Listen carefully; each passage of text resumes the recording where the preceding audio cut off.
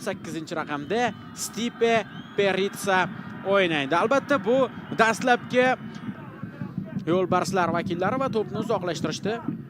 Endi esa Neftchining qarshi hujumini ko'rishimiz mumkin. Oldingi chiziqqa uzatma amalga oshirilyapti. Qoidabuzarlik yo'qmi? Yo'q deyapti hakam. Yaxshi imkon yuzaga kelishi mumkin. Farg'ona jamoasida xavfli vaziyat, zarba! To'p darvozaga aniq bormadi. Ammo ilk xavfli zarba sifatida qayd etishimiz mumkin. Yaxshi imkon yuzaga keldi hozir. Asilbek Jumayev edi. Taqibdan qochdi Jumayev. Yaxshi pozitsiyaga chiqib bordi. Yaxshi rejalashtirgandi-yu, ammo zarba u istagandek bo'lmadi. Navbatdagi hujum mehmonlar tomonidan tashkil etilmoqda. O'ng qanotga uzatma Asilbek Jumayev. Jumayev yaxshi xatti-harakat, zarba ham bor. Darvozabon to'pni egallab olyapti Umidjon Hamroyev. Qo'lidan to'pni chiqarib yubordi-yu, lekin ikkinchi urinishda u egallab oldi to'pni. Ofsayd yo'q edi Jumayevda.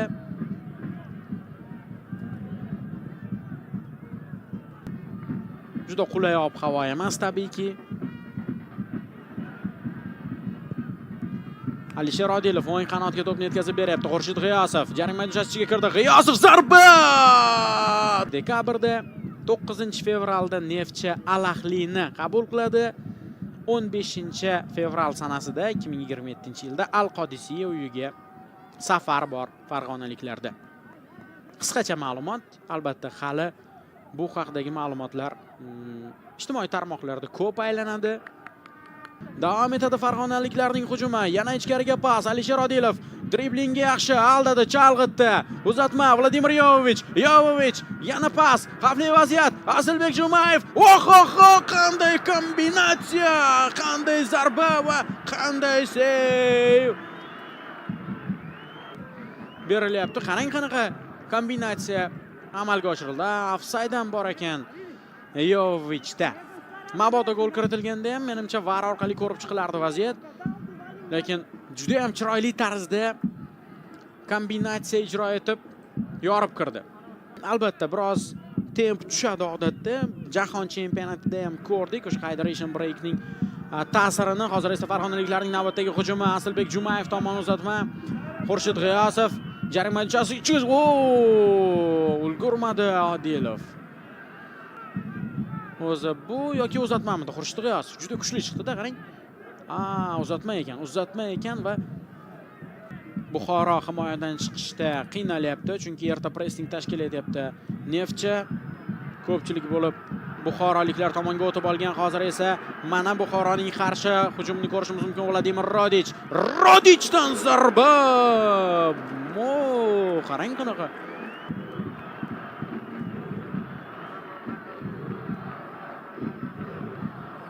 Botirali Ergashev e'tiroz bildiryapti himoyachiga. Raqibni o'tkazib yuborganligi uchun. Standart 33-daqiqa. Jarima maydonchasiga uzatma, xavfli vaziyat. To'p maydon tashqarisiga chiqib ketyapti, lekin e'tiroz bildiryapti. Esanov VAR bor. Video assistent referi tizimida Askar Najafaliyev tajribali hakam ishlayapti. Mana epizod. Mana takror. Fikringiz qanday? Chaqirdi hakamni. Mana vaziyat. Nurmuhammad Abdug'aniyev raqibni ushlab qolganmidi degan savol yuzaga chiqyapti. Penaltiga asos bormi? Savolni javobini sizga va Firdavs Norsafarovga qoldiramiz. Har xil ehtimollar hisoblab chiqiladi hozir.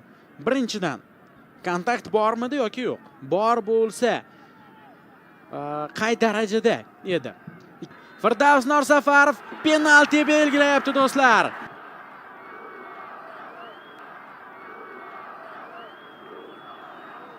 Va yo'q, Esanovmi? Sherzod Esanov. Sherzod Esanov dueli. Ruxsat berildi. Zarba yo'llandi va gol! Buxoro hisobni ochyapti do'stlar. 37-daqiqada Sherzod Esanov mana bu stadionga yig'ilgan minglab buxorolik muxlislarga quvonch ulashyapti. Mana endi Neftchida yanada vajohat ortadi. Neftchi yanada ko'proq urg'u qaratadi hujumlarga. Botir Ergashev zarba yo'nalishini topgandi. Ammo uni qaytara olmadi.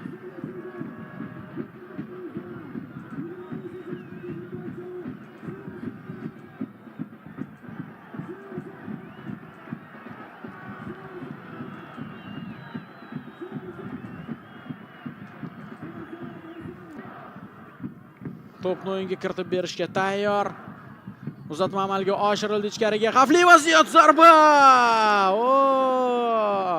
Yaqin nuqtada bo'sh qoldirdi hozir Neftchi himoyachilari Rodichni. Qarang, deyarli yolg'iz edi. Alisher Odilov unga xalaqit qilishga harakat qilib ko'rdi.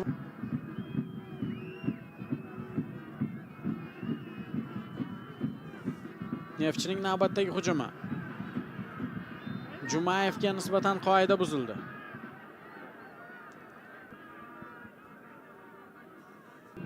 Ruxsat berildi.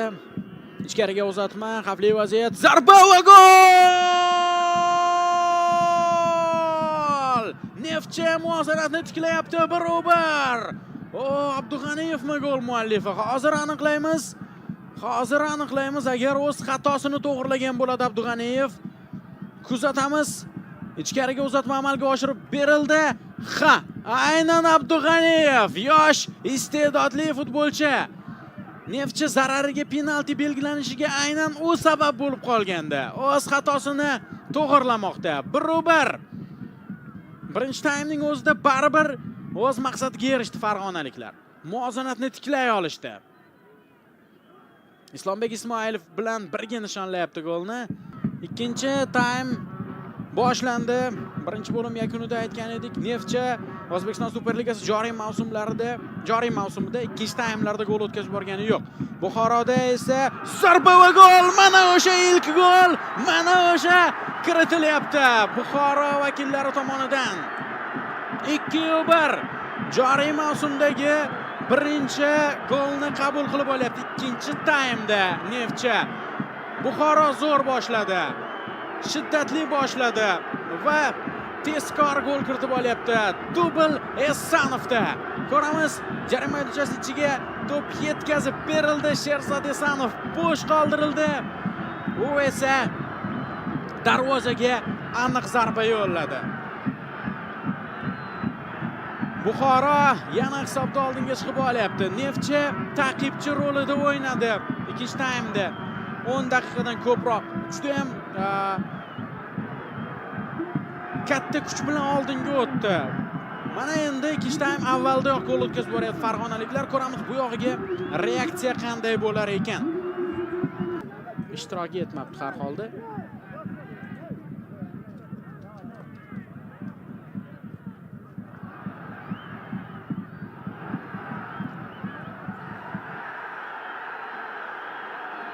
Aks holda qizilga aylanib ketishi mumkin Yovichning sariq kartochkasi. Buxoro futbolchilari to'p bilan xavfli vaziyat, jarima maydonchasi ichiga kirildi. Ichkariga pasmi bu, zarbamidi? Ro'ziyev. Javohir Ro'ziyev.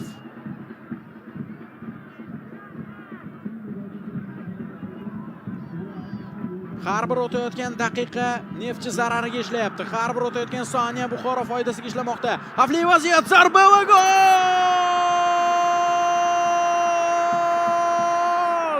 Buxoro 3-golni uryapti. Temur Mamasidiqov xotirjamlik bilan, sovuqqonlik bilan bu vaziyatni yakunladi.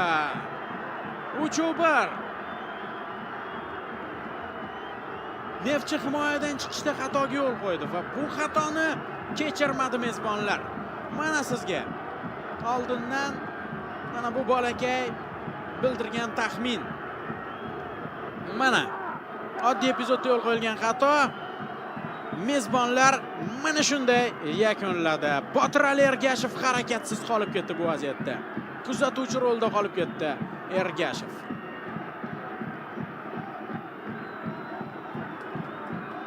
Xurshid G'iyosov. Vaziyat ko'rib chiqiladi har ehtimolga qarshi. G'iyosovga nisbatan qoidabuzarlik yo'qmidi degan savol yuzaga chiqadi. Endi ikkita to'p farqini yo'qqa chiqarish kerak. Neftchi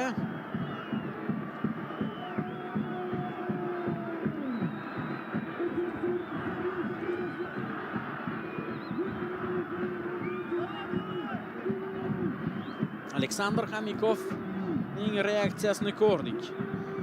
Koffe ichkariga uzatma, zarba va sal qoldi. Hozir darhol javob qaytarishi mumkin edi Neftchi. Kuavo. Koffe Kuavo. O'ng qanotiga to'p yetkazilyapti. Bilolxon Toshmirzayev, jarima chast tomon kross, zarba ham bor. Uzatma zo'r edi, ammo zarba darvozagacha aniq bormadi. Buxoroliklar tomonidan Koffe Kuavo driblingga ancha yaxshi ekanligini o'tgan tur uchrashuvidayoq payqab bo'ldik. Jarima chast ichiga kross, zarba va to'p yuqoridan to'rga tegibdi.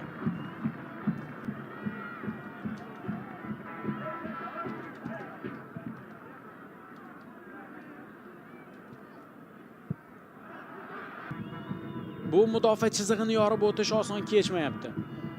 Yaxshi kombinatsiya, juda ham chiroyli, xavfli va penaltiga asos bormi? Narsafarov yana VARga murojaat qilishi mumkin hozir. Bizga esa vaziyat takroran namoyish etib berilmoqda. Mana shunday kombinatsiya bilan ichkariga kirilmasa boshqa variant qoldirmayapti buxoroliklar. Nurbek Sarsenbayev yiqilgan vaziyat. Fikringiz qanday? Bo'ldi, barchasi joyida, o'yinni davom ettirish mumkin. Kuavo. Kacharava. Yana Kacharavaning o'ziga to'p qaytarildi. Xavfli vaziyat. Zarba va gol!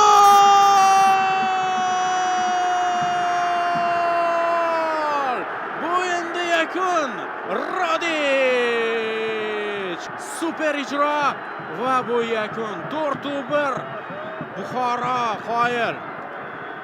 Bu Buxoro 3-1 hisobda g'alaba qozonayotgan paytda ham konsentratsiyani 1 soniyaga bo'lsa-da yo'qotmadi. Bu Buxoro oxirigacha kurashdi. Har bir maydonning qarichi yeri uchun jang qildi. Har bir soniyada o'z imkoniyatidan maksimal foydalanishga intildi va foydalandi ham. Vladimir Rodichdan super ijro. Botir Ali Ergashev ikkinchi marta bu uchrashuvda harakatsiz o'yinni kuzatishga majbur bo'ldi. Harakatsiz zarbani kuzatishga majbur bo'ldi. 4-1. Kayfiyat ham ta'sirini o'tkazadi tabiiyki. Bilolxon Toshmirzayev jarima chast tomon uzatma, xavfli vaziyat. Zarba va sal qoldi. Hisob qisqarishiga uning o'rnida Islombek Baratov o'ynaydi. 5 ta o'zgarishning barchasidan foydalandi Buxoro. Endi esa yana bir qarshi hujum. Kacharava o'ng qanotga to'pni yetkazyapti. Bu yerda Islombek Baratov bor, biroz avvalroq maydonga tushgan futbolchi.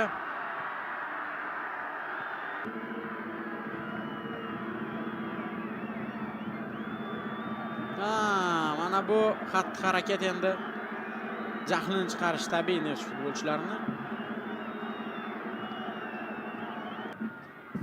Neftchi va Paxtakor yurtimiz bayroqdorlari sifatida Osiyo Elit Chempionlar Ligasida mamlakatimiz sharafini himoya qiladi. Ularga bu turnirda omad tilaymiz. Mana bu uchrashuvda esa Buxoro 4-1 hisobda g'alabaga erishyapti. Juda ham qiziqarli o'yin guvohiga aylandik. Esanov dublga erishdi, Mamasidiqov, Rodichlar bittadan gol urishdi. Neftchi safida esa Abdug'aniyev gol muallifiga aylandi. O'zbekiston Superligasi qiziganidan qizib boryapti.